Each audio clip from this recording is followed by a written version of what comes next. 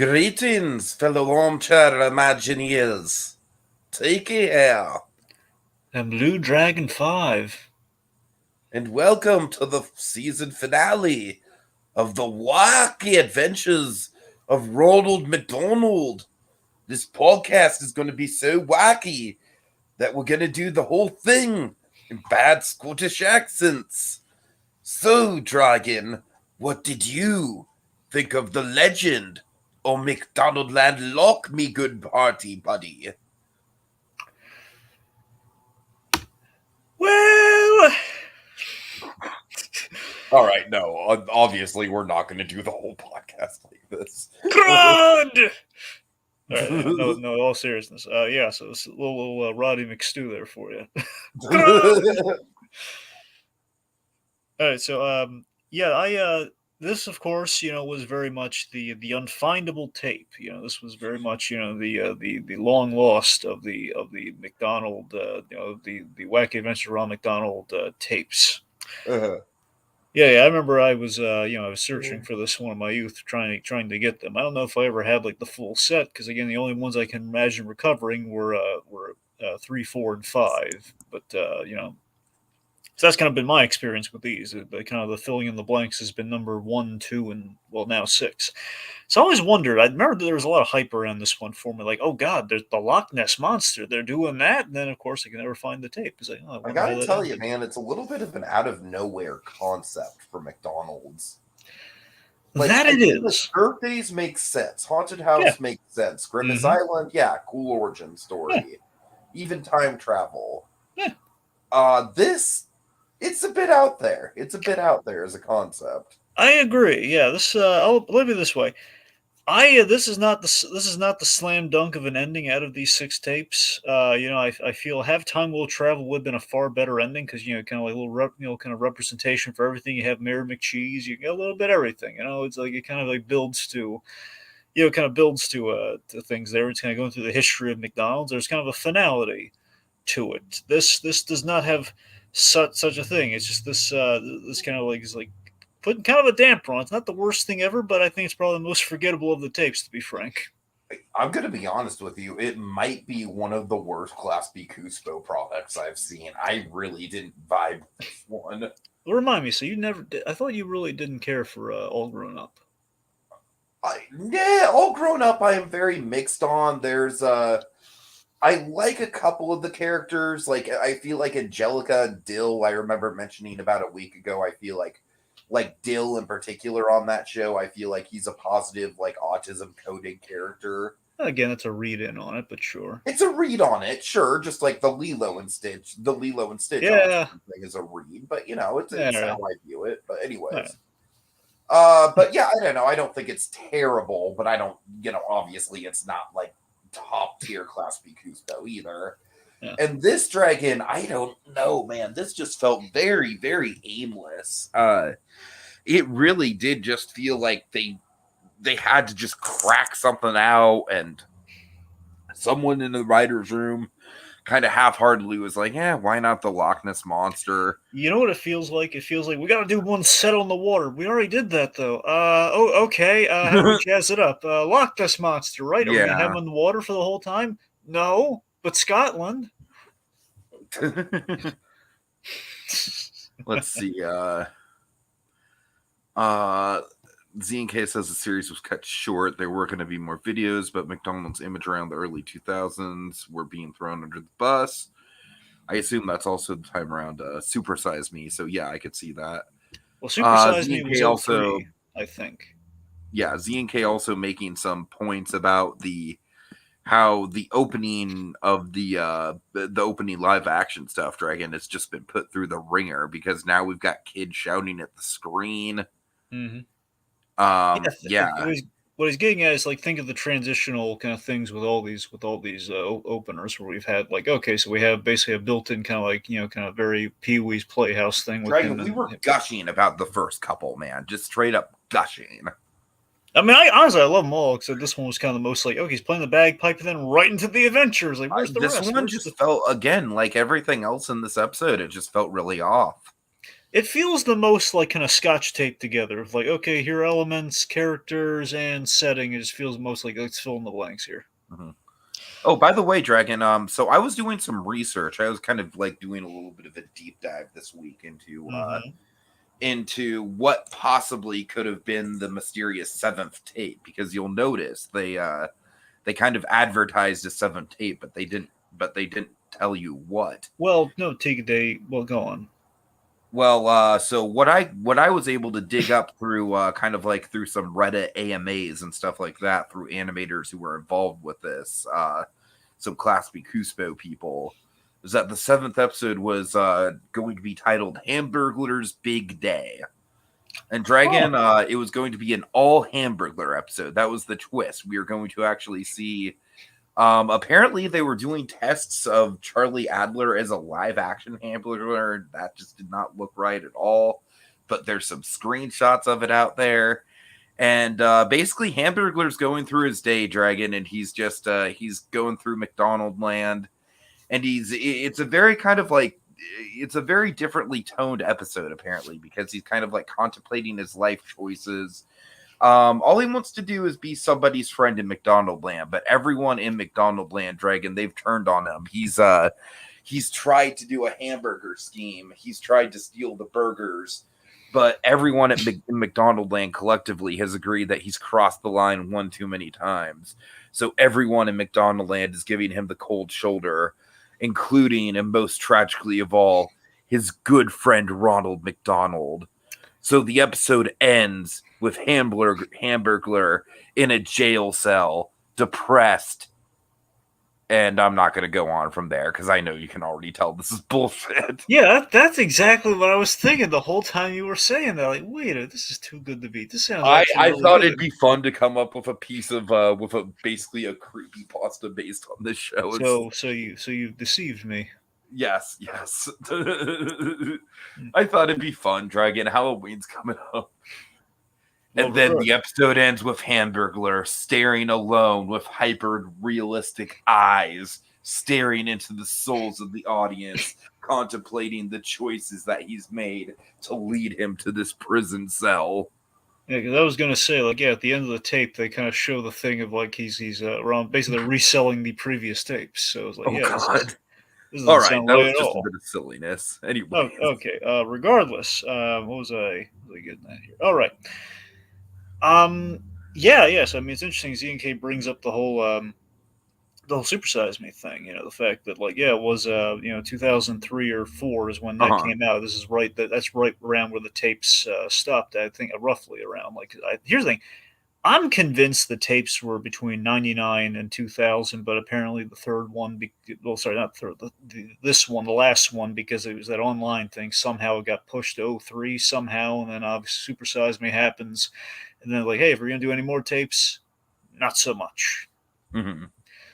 Yeah. What's really interesting about this too is like we've seen, like this episode very much reminds me of one of the Scooby Doo direct-to-video movies. Reminds me of Scooby Doo and the Loch Ness Monster.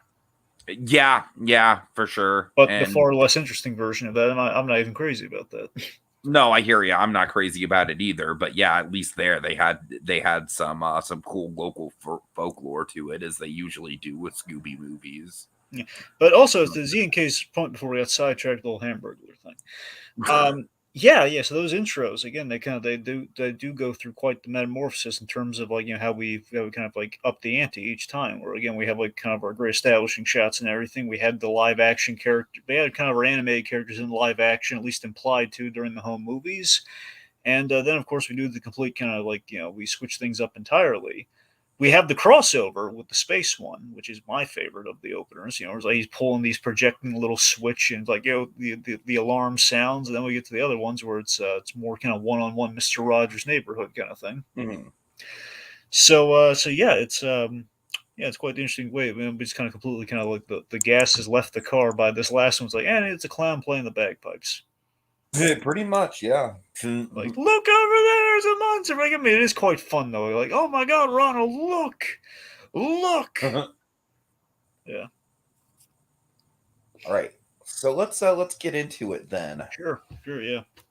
So one of the big things I want to note, the songs throughout this whole endeavor that we've been going on, Dragon, safe to say they haven't been great. But I don't know. There's just like, again, talking about running on fumes, man. The songs in this just like, I'm sorry, there is no like stupidly catchy set up camp, or like so bad it's good Grimace Island song to be found here. It's all just trash. It's not great. I don't like, every song here is just like padding, padding, padding. We're padding out There's the only right one time. song that's kind of cute, but it's not about the song. It's just about the. It's really about what's going on during the song. It's the whole. Was it Monster Watch when they're looking around? Look! Oh, look! He's right there. It's like it's very much what the opening was all about, but it's got more animated. Like, Uh-huh. oh, he's right there. Turn around! It's like the five will goes what? It's the five. It's the American Tail thing. It's like, look, there. Right, Oh, just right. turn around. He's right there. He ate the burgers.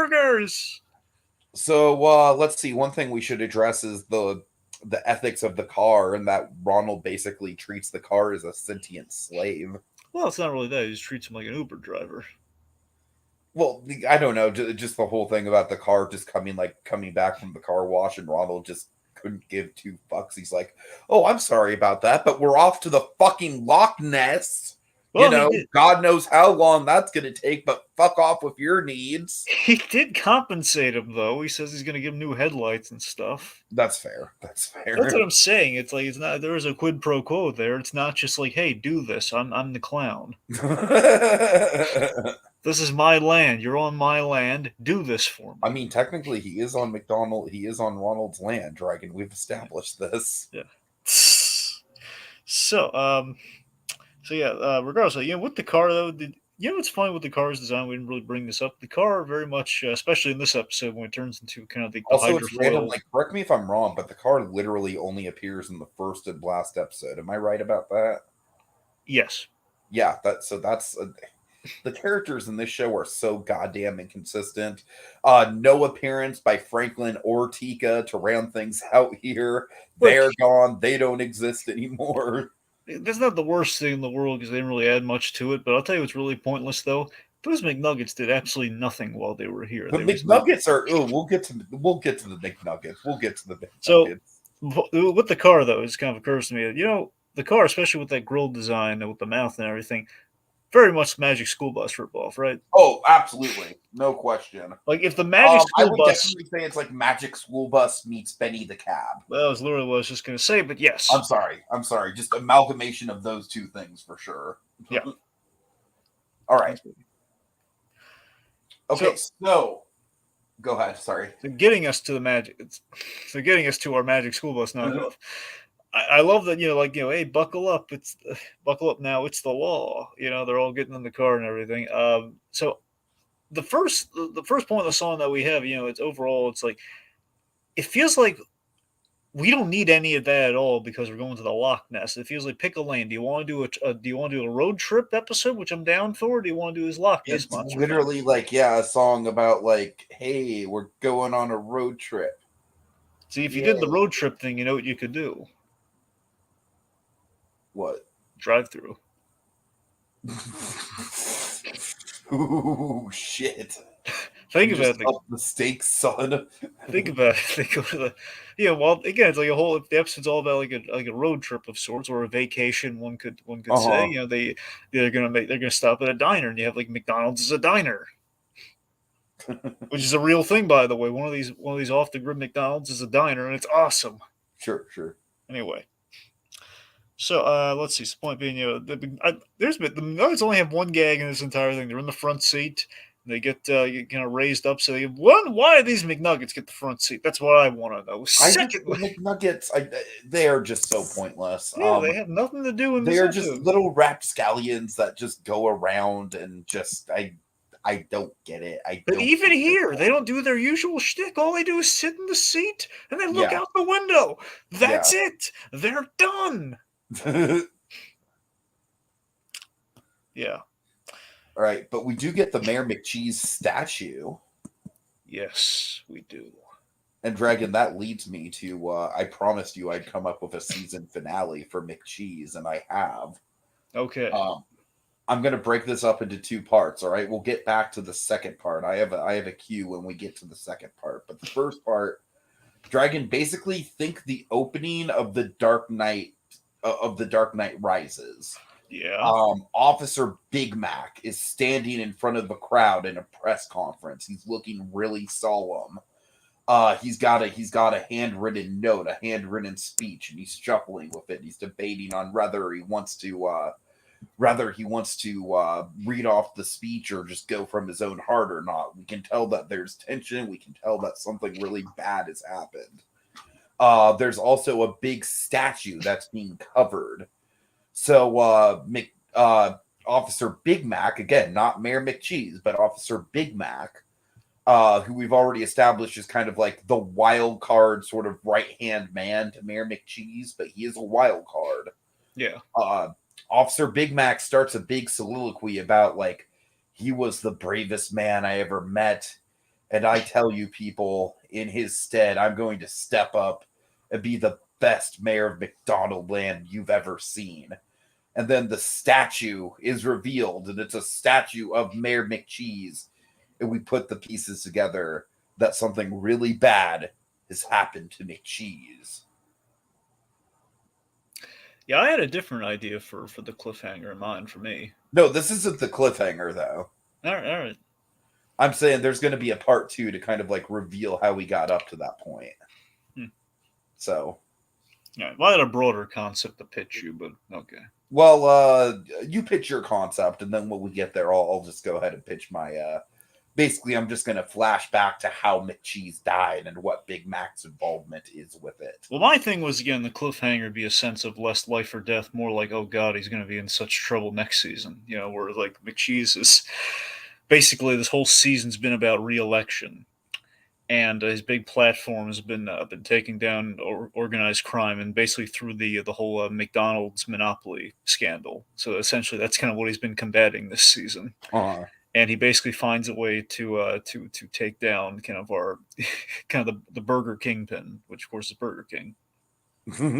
So the idea is basically he's taken down this monopoly thing by making a deal with the Burger King behind closed doors, and basically now he's in it worse than ever because he's ticked off the mob, and the only friend he has against them is the Burger King, and the Burger King is working against him the whole time.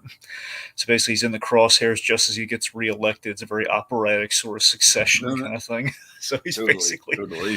So basically all the ends. It ends with, like, now that the table's been completely flipped over, like the surviving kind of fast food chains are now poised to kind of like encroach on the land, and Ron McDonald has had this whole thing where he's looked down on the mayor's corruption, and he's not going to bail him out this time. And the mayor's like, "Yeah, I don't need you. I never needed you. You don't even live here, man." Oh God. So basically, again, it's a very broad concept. That's roughly that's good. That's good. Cliffhanger. So, I think yours is more realistic than mine, because mine would essentially be like season 2 would be more flashbacks to show how we got to the point. In addition to season 2 would essentially be the Godfather Part 2 season, where we see Big Mac assuming the role of mayor, and then we also see kind of like flashbacks leading to McCheese's corruption and what led to his death. But anyways, I'm going to pitch something later when you do part 2. Okay, fair enough. So remind me of that. But Z&K really quick, he says, speaking of Big Mac, to complete the they could have used X character mentioned in each of these series, he could have showed up when Ronald magically brings police officers into because cops are in this, but they're not Scottish though. Dragon, when we get to that moment with the police officers, that's when I want to flash back to Officer Big Mac and finish my story. So just make a note of that. Okay, well, yeah, regardless, I was saying the reason I didn't kill off McCheese was I just didn't want to rip off the Family Guy Kennedy thing. That's ultimately why. That's fair. Easy. That's fair. It's just too easy. It's great, but it's too easy. Right. I honestly, for me, it's more so like I'm actually getting really into Moral Oral, and Moral Oral does some really interesting things with its storytelling, where essentially there's a really big event that happens at the end of season 2, and then season 3 kind of flashes back to kind of reveal the ins and outs of what led to it. So I don't know. I'm kind of interested in telling stories in that way, kind of like having seasons not necessarily be going in chronological order. But anyways, that was my idea for killing off McCheese, but then kind of having pieces of the puzzle to unravel. Yeah, well, I'm gonna get into my death of McCheese idea once you bring up your Big Mac thing, Okay. okay? Because I do have an idea that's a make for a really good season too. So I honestly think we should just make a point to just edit out all of the Mayor McCheese saga stuff and have it as one video because I think it's really good stuff. I don't know about that, but we'll see. Do you think Ronald McDonald and Ronald Reagan hang out? What do you think, Dragon? I think Ronald Reagan would have loved to hang out with Ronald McDonald. I think he would have. I think seriously. I think so too. Actually, I think Reagan would have really butted up Ronald McDonald because he thinks like, there's a well-made, kind of American byproduct that represents kind of our great nation and growing enterprises in the '80s. But you do remember, though, we did have that one gag in Family Guy where, like, Reagan smash against the McDonald's. So maybe he didn't go along with McDonald's. Maybe there's, like, a souring of that friendship. Who knows? Yeah, that guy, Moral Oral. So you know what I'm talking about, that guy, how the hunting trip is basically like that is kind of like the centerpiece of the whole story. And then season 3 kind of like revolves around what happens around the hunting trip. So that's kind of my idea with this McCheese thing. Anyways. So also Z&K brings up a good point. He says, I was going to say, why didn't they bring back Uncle O'Grimacy and the Shamrock Shakes? But then I remembered, oh yeah, he's Irish. I don't know, Dragon. Honestly, it's like, the bullshit geography of these is so out of whack anyways. I wouldn't have even really cared. I would have welcomed the Shamrock Shakes in here. It would have at least tied to McDonaldland a little better. I mean, yeah, but I mean, that's sometimes people get really uppity about the whole Scottish Irish thing. Right, So right. It might like there's like a whole IRA thing. I mean, that's more England, and that's a different matter entirely. But still, it's probably more of a New England thing. Yeah. Yeah, it's a whole Anyway. So, we start with our main McDonald's cast member who really shines in this one. Finally, Birdie, a little birdie told him. I mean, she does, but by the same time, I feel like her story is very, very rushed. I mean, it feels very crammed in there. It feels like this does, like, because it's really just 3 beats. It's just like the setup of like, hey, Birdie's bad at keeping secrets. And then her meeting the, Simon the Monster and being like, okay, this is a super duper important secret that you can't tell anyone. And then kind of learning the lesson like, well, yeah, sometimes we can still go to friends, but I don't know. I mean, don't get me wrong. It's nice to see Christine Cavanaugh actually have something to do for a change. But I felt the actual execution of the story. I mean, in a series where the story is always never the highlight, I felt it was particularly wonky this time around. I mean, it feels like that probably should have been the focus, but then we kind of got distracted, like robot, Loch Ness monsters and stuff. It just feels like, I think we've divvied from the whole Birdie side of our story. But I mean, it's usually though with I'd say the funniest thing with the Loch Ness monster himself, with Simon, I kept thinking, and I was like, oh man, if they ever remade this now, which of course, why would they? If they ever did, Simon Pegg as Simon the Loch Ness monster. Oh God. Yes, you're right, Dragon. Why would they? That there's absolutely never going to be a remake of these things. But if they did, Simon Pegg. Oh God. Yeah. Oh boy. All right. So, Birdie's a blabbermouth, per the whole little birdie told me, kind of gossipy kind of thing, which I guess is kind of like a little ha ha ha clever bit there. Let's see. So I love how the car transforms into kind of like the hydrofoil, like hydro. I like that the car has become the main vehicle. Yes. Yeah, we've gone the full Magic School Bus. Yeah. Right. But no, seriously, I love myself a good car boat, Dragon. I'm a sucker for a good car boat. Yeah, it's the dream, man. It's the dream. If only it could transform. It's the James Bondian dream. That's honestly part of the reason why I love the Convoy so much. Yep, and let's see. We go. So the reason we're going, I love this too. I love how Sunday's like expositing, and of course doing kind of that meta thing. Sunday, it's like, hey, a dog's trying to read a brochure here. Mm-hmm. You know, just kind of calling out. Yeah, this is a bit much. Just a bit. I think Hamburglar has one of the great lines in this episode though, where he says, "Yeah, I think you're one patty short of a Big Mac." Yeah. Kind of closest we get to mentioning Officer Big Mac, by the way. I know, right? It's so close. So close. Let's see. I guess some other stuff. So, the point being, the reason we're going there is we are visiting, again, going full on Scooby Doo and the Loch Ness Monster, because Daphne had like a cousin or something, or a sister. I think it was a cousin who was Scottish, and that's kind of how we were brought there. And here it's a similar thing where Sunday has a cousin named Scotty, who's a terrier. Yeah, so I gotta say, Scotty to me was absolutely the highlight of the episode. Yeah. I mean, he's not much, don't get me wrong. It's not like he's an amazing character or anything. I just thought he's a very humble character, and I really liked how genuinely nice he was. Yeah, it's a dog with an art collection. Of course, in that art collection, the thing I like most, the humans playing poker. I thought that was delightful. Of course, that's a classic gag. Yeah. Yeah, I found Ronald and Scotty in particular to have a nice little dynamic going on by the end of the episode. I loved it when Ronald gave him that statue. That was really That's nice. That's what I'm saying. The fucking statue, man, that was adorable. Because remember, he was gypped out of that statue from Styles and Pip, the bad guys here. You know who we got to get to play Styles, don't you? Oh God, who? Harry Styles. Dragon, I don't think Harry Styles is going to be in many movies nowadays. Really? What's the deal? Apparently he spit in what's his name, Chris Pine's face. Oh, that was him. He was the guy who did the him. spitting? Yeah. Oh. Yeah. Huh.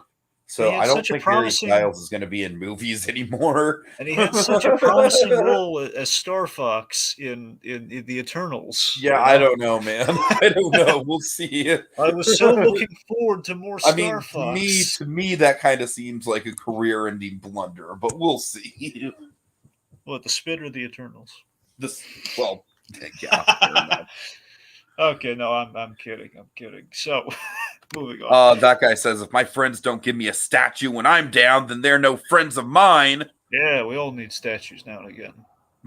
Scotty is just a humble guy doing his best. Yeah, that's what I like about him. I don't know. Let's see. Oh, God. Yeah, this is a good point. That makes a nice point here. Once Hammy is put into a kilt, there's a joke where they go, nice legs, Hammy, but he's already been wearing shorts. That is an excellent point. It is. Oh, I love that we have a nickname for the hammer. I never thought of like Hammy. Yeah, it is Hammy. Also, I really like, I genuinely think that Hamburglar's hamburger boxer shorts are kind of stylish. They are. That's the thing. Yeah. Whew. Let's see. All right. So, I'll tell you one thing. When Birdie meets the Loch Ness Monster, there's really not a whole lot there. It's like, yeah, I'm not a scary monster, but I know what I want to know about me. No. That's exactly that's to me the biggest thing about this whole, like, Dragon. They make it out to be something like a Luca, or like where there's actually a genuine conflict, but. Dragon, correct me if I'm wrong. Do we literally see the townspeople even acknowledge the monster or want to hunt down the monster at all? Well, that's the thing. It's not really because the thing is, it's like, yeah, there is the legend of the monster, but is there really is it really a grab your torches and pitchforks type of situation? Well, that's the thing. So when Ronald and friends they're doing the whole monster watch thing, he says they're gonna catch him in a net, but not like kill him or anything. And then you have right. So that's as far as we go with that. And the idea that's as far as we go, but we literally don't see any townspeople really acknowledge it. Well, they're not going pitchforks and torches about it, but what they are doing though, apparently there's like $1 million reward for his capture, but that's more out of the fact that you never see him around. That's more like that than it is like let's kill him, monster. So I think. Well, regardless, I think something where it's like, okay, I'll say this right now. as much as I did mildly enjoy the kind of kaiju style fight we got at the end between the monster and the Mecca Loch Ness monster, I mildly enjoyed it. I do think, as far as the plot goes, I think we could have just stripped out the villain plot and made it entirely about the whole, like, the Loch Ness monster struggling to fit into society and the McDonaldland gang helping him out. I really think that could have been the whole plot. Quite possibly. Because as it stands now, it just feels like the screen time of the Mecca Loch Ness monster is literally just competing with. Because Simon, really, if you think about it, he only gets the one bit with Birdie and then the bit at the end, and that's it. Like, we don't even see. The thing that really bothered me, actually, is we don't even really see the big moment where he and Ronald meet each other. It's like, that's just totally, like, yada yada over. You know what I do love, though? What? I think the moment of this whole special is when it's so corny, but I love it. Where,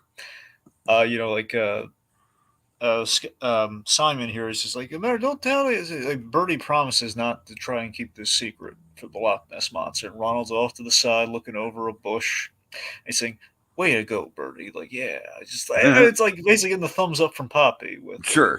There, it's like this is off to the side. Like, she doesn't know about it, but Ronald's kind of bear witness to this moment. He's gonna keep it to himself, like, yeah, good on you, Bertie. Yeah, trying to change for the better. Yeah, you're doing it, man. Just felt really nice. It's like, that's everything you want from Ronald McDonald right there. You're just gonna bear witness to, like, all the good things in life. That's nice. Oh, Dean Wright, yeah, this is unfortunate but true. He says this is chronologically the last thing released that Christine Cavanaugh was in. Yeah, before her retirement, yes. Yeah. Yeah, it's not exactly retirement on a high note, but, Let's see. That guy says, the real monsters are us, for assuming that the townspeople are savages that would hunt down this nice monster. Yeah. It's like, so what are you going to do when you catch him? Oh, we're just going to let him free and just going to hang out with him. Wait, really? That's it? You're not going to, like, eat him or anything? Why? Oh, God, why would we eat him? What's wrong with you? Don't tell anybody about me. I'm your little secret. Armageddon. Did you think for a moment he was Craig Ferguson during this, by the way? No, not you really. You didn't get any Craig Ferguson from this? I mean, he sounds vaguely Craig Ferguson-esque, but I just knew that it was kind of before Craig Ferguson's time. Well, not really, Teague. I mean, again, Ferguson had been doing stuff literally around this time, like since from 95 to at least. Like, yeah, but he didn't really blow up until like the later 2000s, though. That's what I'm saying. I mean, I guess, but he's been doing a lot of voice work, though. That's fair. All right. So I'm saying around this time he's on Buzz Lightyear Star Command. He's like Nose for A2 and stuff. So he's like, okay, that's totally. I'm just throwing it out there, regardless. Let's talk about the Grimace of the Lambs. The Grimace of the Lambs.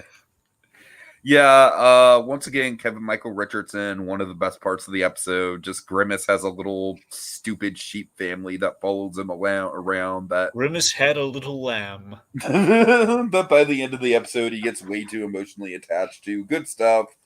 I genuinely don't think there's been a bad Grimace moment in the whole thing besides that song. even that song you seem to love. That song I tortured myself with. So yes, on some level I did love it. I don't know. I don't know what's up with that like song. A Stockholm syndrome or something. I don't know. Right. Like Patty Hearst, my friend, is here. So oogity googity goo goo goo. But anyway, right. I gotta tell you, man, it was really charming. Like, oh, the lamb made him a sweater. ZNK says Grimace's big fear with the lamb seems like a missed opportunity. Why not make it ducks, since that's been built up to be his biggest fear in the series? I didn't know it was in the whole series. All I know is they built in this episode. They called that, like, I didn't tell anyone you were afraid of ducks. Like, oh,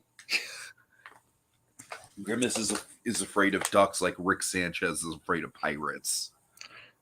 Pretty much, yeah. So if Donald Duck walks in, like he's oh god, he's gonna crap his pants. Also, Dragon, that thought that thought passing through my mind as I was watching this episode kind of made me think, like, what if they somehow defeated Rick Prime using pirates?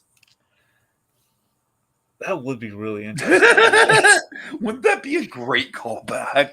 Yeah, oh, that'd be perfect, actually, if you just showed up as they showed up dressed as pirates, just to play psychological warfare, or just have like a pirates or something attack them or whatnot. Or Johnny Depp, just have Johnny Depp show up. No, Z&K says it's been a subtle running gag, and I do vaguely remember it. Yeah. Okay. I completely blanked on that, but sure. I'm pretty sure at least in the camping episode there was probably a bit with it. I guess. Regardless, it was really nice. That parting gift was really nice. Like, I gave him a nice a sweater that was a fleece as white as snow. Let's see. Let's see. So again, we have kind of a kaiju fight of sorts between kind of almost like a Godzilla kaiju fight of Godzilla versus Mecha Godzilla with Simon versus Mecha Simon. And I do rather enjoy it. I think the moment where Simon peels off the skin of the Mecha Simon is rather badass, honestly. I mean, honestly, it's the most action we've gotten in any of these because he gets. Oh, absolutely! I think it's the one time anything has happened in any of these that can genuinely be described as badass. And do you know why? Oh no, why? We can get away with hitting the thing and everything because it's a robot. Remember, it's the old animation thing. You can do anything you want so long as it's a robot. That's very true.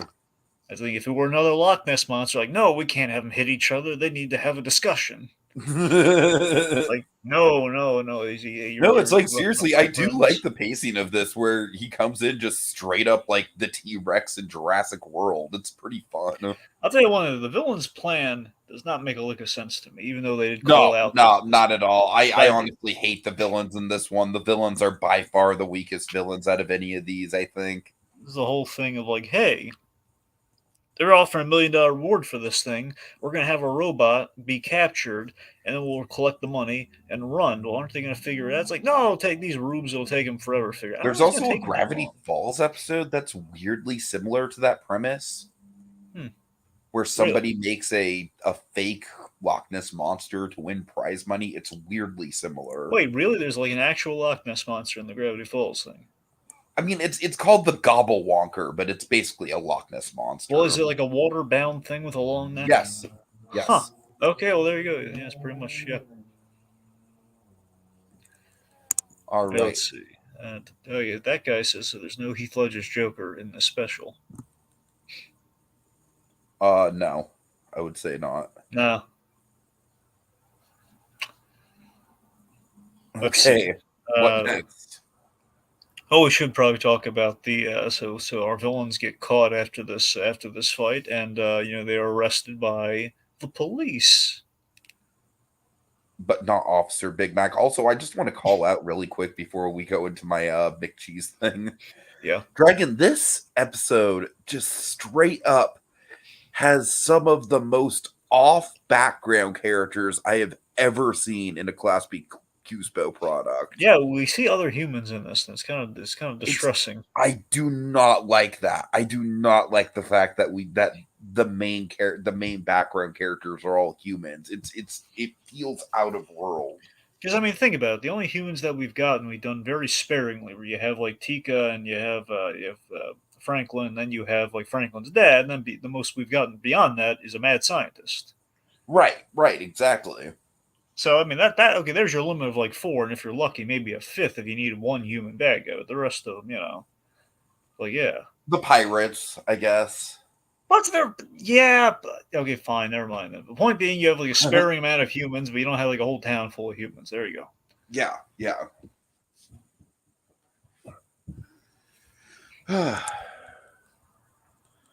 Okay.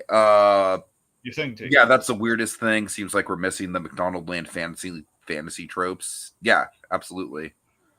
Is Ronald technically human? Ronald is like an entity, as far as I'm concerned. He's like if Pennywise were good. That's Exactly. essentially Yeah. kind of what is Ronald is Penny? essentially the Glinda to Pennywise's Wicked Witch of the West. Hey, what the heck is Pennywise again? Is he an alien? Is that the deal or what? An alien, essentially. Right? Isn't that what the it thing was? He's like a Lovecraftian alien blob thing that can shapeshift, essentially. All right. So imagine a much happier version of that, and that's Ronald McDonald. Right. It's like, what if Lovecraft was like, was more cuddly and corporate sponsored? Uh-huh. Yeah. As again, pulling That out the guy says clown. Ronald is an idea. Yeah. Yeah. All right. Let's see. It's funny though when we speak of kind of like clowns who obviously many have gone in much darker directions these days. It's so funny. I mean, Bill Irwin, the actor, he's if I think everyone's gonna remember, he was Cindy Lou Who's dad in the live action Grinch Who Stole Christmas. Iconic.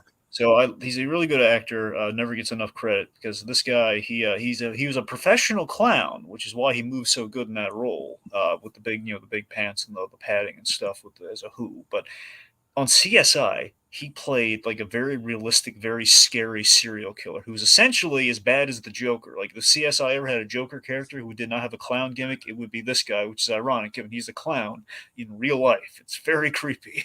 Yeah, I think you brought it up when we talked about the Jim Carrey Grinch movie. Yeah. So that's the thing. I'm just saying, speaking about like kind of that, it's kind of interesting. You have like someone who could have been like like kind of a clown mascot who, I don't know. It's kind of interesting. All right. Yeah. All right. So, yeah. So I guess the thing, Tiki, you want to mention the? Oh yeah, sure. So basically, Dragon, what happens is essentially a 5-0 situation where some terrible shit goes down at the McDonaldland Police Department, and Mayor McCheese happens to be in the police department doing a press conference, like doing something for his basically campaigning for the re-election while And voiced by Jonathan Banks. Sure. But anyways, so long story short, he witnesses something that he shouldn't have. I don't know exactly what that something is, but he ends up in an interrogation room. And in the interrogation room, we reveal that the king is running everything. The king has his hands in everything. It's not just Burger King as the rival company. It's everything. He is truly the kingpin. And he's basically threatening McCheese that if he doesn't take the money, then this is dark. Then Officer Big Mac is going to take his cheese. And so essentially, Dragon, what we're treated to is a Quentin Tarantino-esque torture scene of Mayor McCheese getting his cheese slowly pulled off of his face by Officer Big Mac. So basically... And Officer Big Mac basically sacrificing McCheese to take the reins. Yeah, I had a different idea, but yeah, no, that's really twisted though. I don't know. I just thought the idea of what would be the most brutal way to kill Officer Big Mac, and then I thought oh God, his most defining feature is the slice of cheese. What if we just the slice of cheese is his life source, and we can get rid of this? You mean Officer Big Mac killing Mayor McCheese? That's the most horrific way McCheese could die. Right. Yeah. That guy asked, "Are you guys ever going to do a Jim Carrey retrospective?" That's not a bad idea. That guy. I do adore Jim Carrey, so I would not. Yeah, I'll say that much. Certainly not a bad idea. There's certainly a lot of places we could go with that. So, all right. Let's see. Here's a pitch for you, Tiki, of a death of McCheese idea. Okay, and this is how you do. Here you kill him off. The first season, building the mystery, where we go from here for season 2. So you end the first season with people like maybe Ron McDonald and company and Big Mac walking into the room to basically discover in horror during the victory of he won the election. Let's congratulate him. They open the doors, and they find the Hamburglar covered in so basically you have so basically in a panic, as if it's pretty much like Karen Page in the first episode of their next to McCheese, he's on the ground, almost everything of his head is missing, And Oh it's my the God. Hamburglers. Dragon, honestly, I think that might be more twisted than mine. The Hamburglers in a panic. I didn't do this. Oh my You have to God. believe me. I didn't do this. And he's arrested. Basically, the idea is the Burger King orchestrated this whole thing because he crossed them. Oh, Jesus. So he's set up the Hamburglar. No one's ever gonna. It's the perfect crime. The Hamburglar is never gonna. All right. Well, how will the murder of Mayor McCheese affect McDonaldland? And will Officer Big Mac have the gumption to stand up to the king? Yeah. Find out if we ever do a season 2 of the of Ronald McDonald's Wacky Retrospective. No, but seriously, wouldn't that be interesting though? I like it.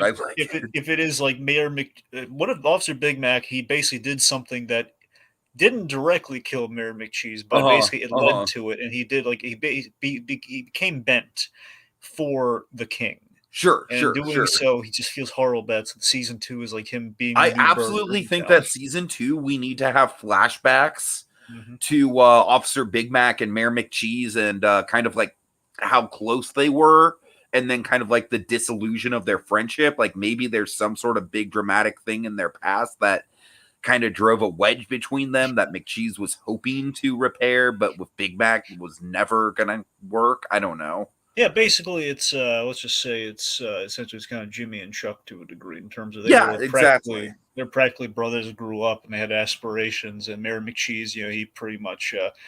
I like to think that McCheese excelled by doing something corrupt, and Big Mac was trying to stay on the straight and narrow. And ultimately, the season 1 ends with Big Mac, kind of becoming corrupt, and the result of that is his friend's death. And then season 2, like I said, is basically Big Mac in the Michael Corleone role. Yeah, well, I think essentially, it's kind of like Michael Corleone, kind of between 2 and 3 of Godfather, where he's trying to buy his way back, but there's no cleansing the soul. It's like what you've done, you've done. So it's like, is there any possible way he's gonna like absolve himself of this sin, essentially? Yeah. All right, fun.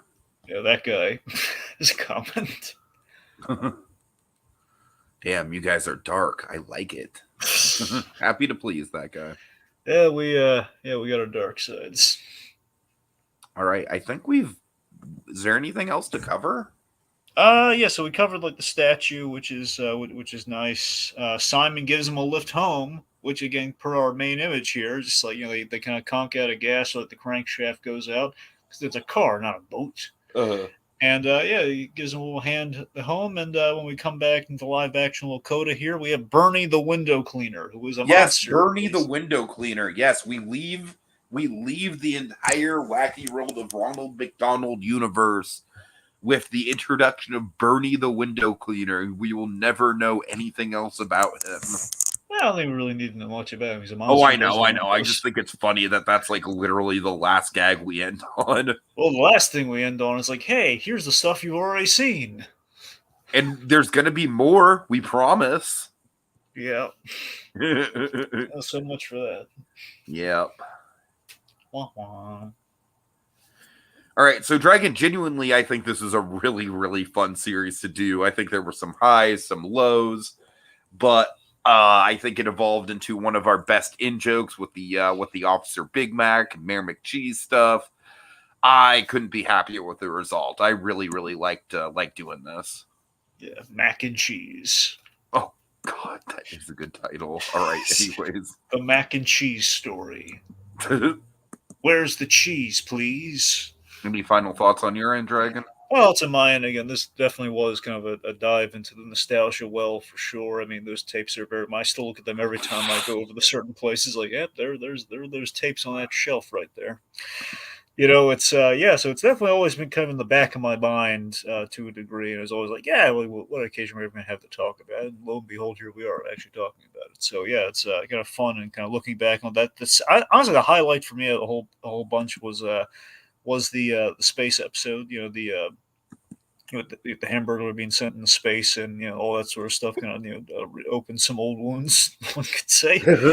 But it was quite fun. Again, the series was not as good as I remember. The songs are rather terrible, but again, there were the live action segments, though, with the exception of this last episode, top tier, really good stuff. Again, All I right, love Z and K. God damn it, man. I'm like we're just on our way out, but Dragon, do you want to do a ranking? Do you feel like doing a ranking?